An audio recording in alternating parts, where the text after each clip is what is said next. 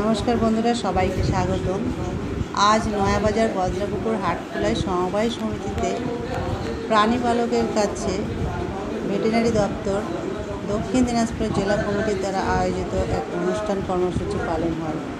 এইখানে উপস্থিত ছিলেন আমাদের তপন ব্লকের বিএলও স্যার এবং কুমারগঞ্জ ও বালুরঘাট থেকে আরও সব ডাক্তারবাবু এবং আরও সব স্যাররা এসে প্রাণীপালকের কাছে পৌঁছে যান এবং তাদের সঙ্গে কীভাবে তারা প্রাণী পালন করেন এবং কী তাদের খাবার খাওয়ান এবং কী ধরনের ওষুধপত্র খান সে সম্পর্কে আলোচনা করেন।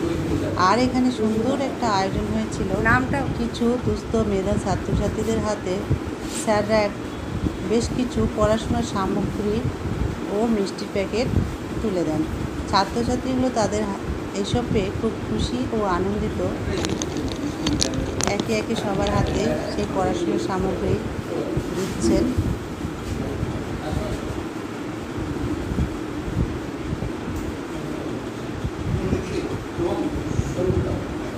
এই পর্ব শেষ হওয়ার পরে প্রাণীপালকদের সঙ্গে অনেকক্ষণ ধরে মিটিং বা ট্রেনিংয়ের মতো আলোচনা হয় এবং তারা কিভাবে কী খাবার তাদের গাভীদের খাওয়ায় এবং গরু, ছাগল, হাঁস, মুরগি এসবের উপরে যে লোনের ব্যবস্থা আছে এবং কোথায় যোগাযোগ করতে হবে সেই সম্পর্কে স্যাররা এখানে আলোচনা করেন।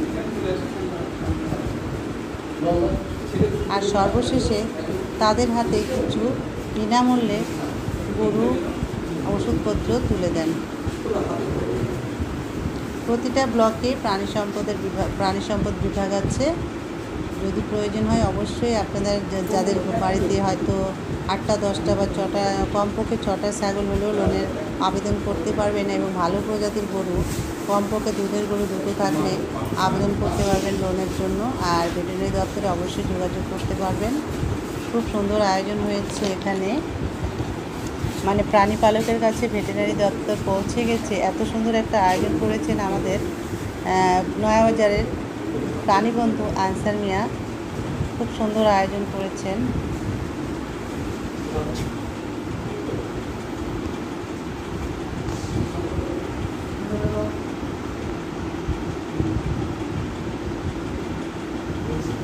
আসলে আমার গ্রামের সেই শিশুরা যাদের নাম আমি দিয়েছিলাম সে কারণে আমি তাদেরকে এখানে এনেছি। তারা পড়াশোনার সামগ্রী পেয়ে খুব খুশি। আমার এই ভিডিও দেখলে যদি আপনাদের ভালো লাগে অবশ্যই কমেন্ট করবেন বন্ধুরা। ধন্যবাদ সবাইকে।